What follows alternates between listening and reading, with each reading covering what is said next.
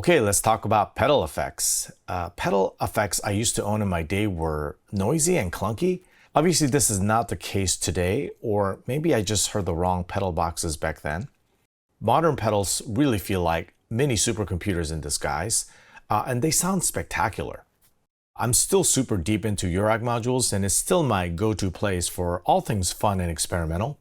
Modules like MFX from ALM or Starlapse from Strymon seem like a no-brainer, and honestly, I scoffed at using pedal boxes for my URAC setup. I wanted all the FX boxes in modular URAC format only. But I think this was a mistake, or at least too narrow in thinking. I found that generally, pedal effects offered a far better value across the board over the URAC counterparts. Now, the big advantage of URAC modules is the CV patch points and just general deep integration with my other modules, right? But in practice, for me, a good portion of the job of the FX modules were really adding shine to the patches, and very few patches I was making involved like direct modulation of these effect modules. So what I'm saying is that, sure, have a few URAC modules, but also invest in pedals too. And as always, let me know your thoughts on pedals and how you use them in your workflow. It's always good to hear from experts and newcomers alike. And if you like this video, please help support this channel by subscribing and giving us a like. Much appreciated.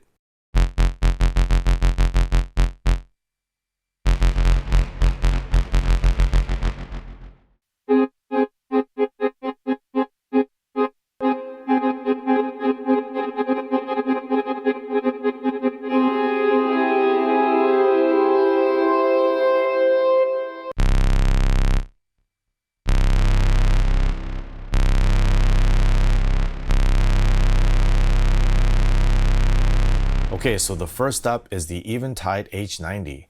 You know, this might as well be a rack-mounted outboard gear. It's that powerful.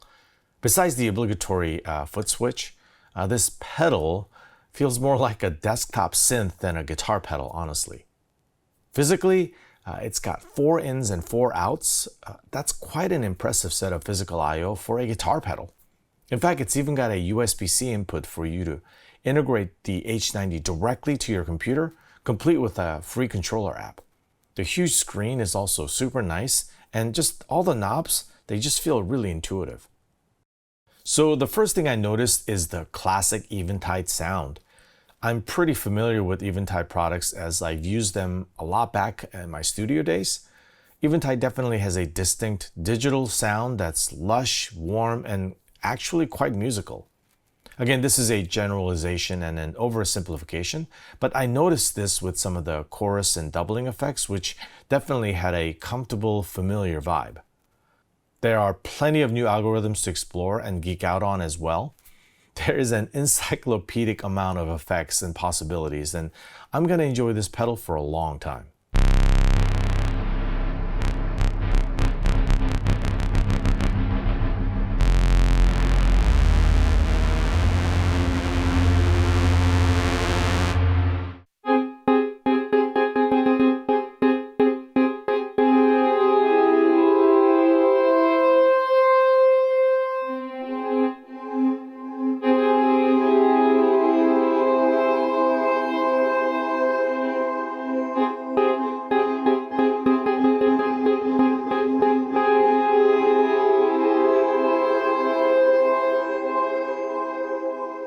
So obviously I bought this guitar pedal because of the motorized the sound. I bought it for the sound, of course.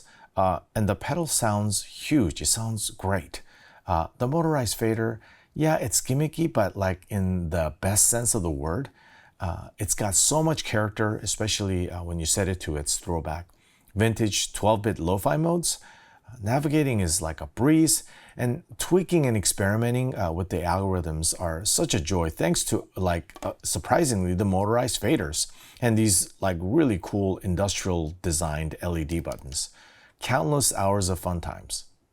Along with the Eventide, the pedal has been stationed directly alongside my outboard gear as an effects insert and an aux end. The CXM 1978 has got so much color and character. It's added just tremendous diversity to my overall production.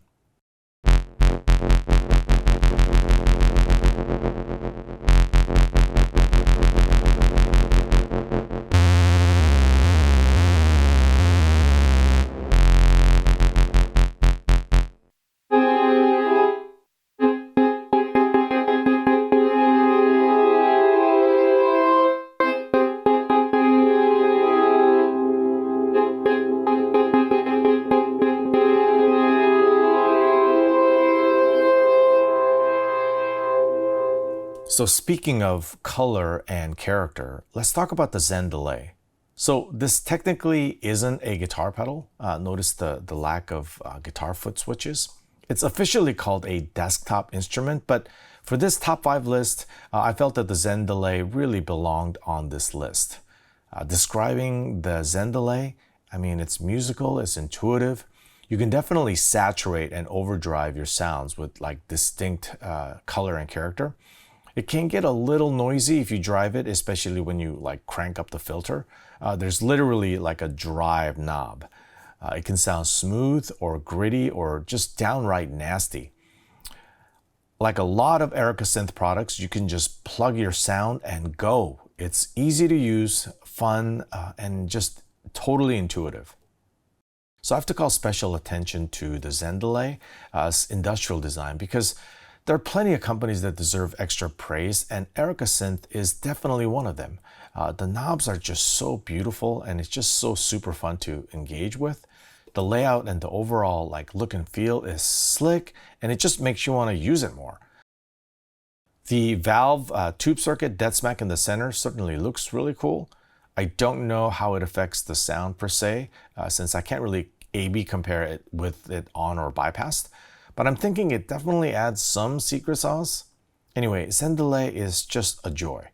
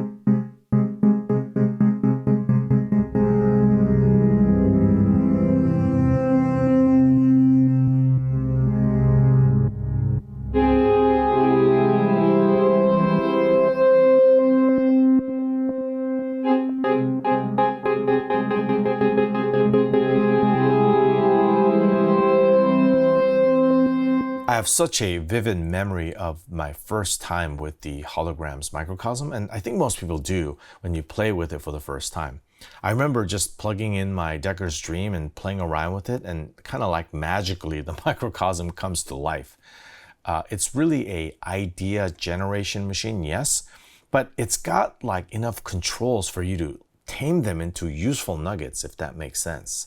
I mean, you can still go nuts, but I like what the choices that are present to me. These knobs that are there really like make sense creatively. And be careful, by the way, of the space knob, as I think that tends to wash out your sounds really quickly. My take is to kind of like disable it, and I'll put the delay weirdness first, and then kind of like add it back in a little bit to taste. The build quality isn't anything to write home about. It does have a charming and fun logo that's appealing. The knobs are pretty generic, and boy, this middle LED lights are bright. They're practically blinding. But I do like the no-nonsense UI and the function names like right on the pedal, which is surprisingly intuitive and clear and easy to follow. I mean, I do recommend you thumbing through the manual though.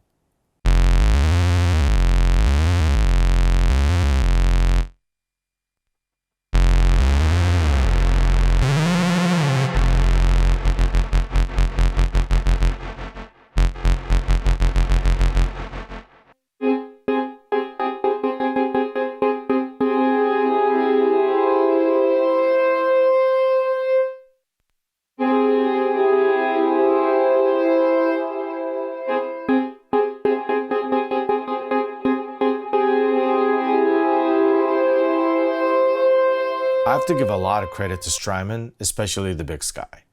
It was this pedal a few years back, as I was putting my home studio back together, that really changed my mind about how incredible guitar pedals can sound. The Big Sky, hands down in terms of reverb delay effect, I think is still as good as any out there. At the time, it took a bit of risk spending for $500 on a guitar pedal. It seemed definitely absurd at the time, but I was wrong. It's definitely worth it.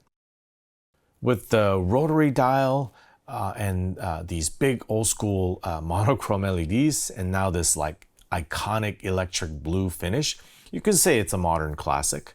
I think these LEDs maybe could use an upgrade, but then again, you know, maybe it's charming in its own way.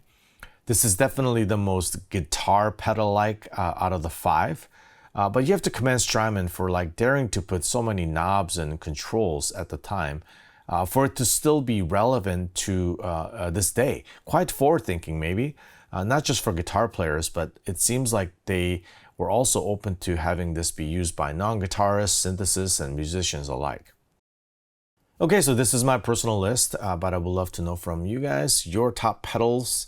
List them in the comments below and we can discuss. Okay, see you guys next time.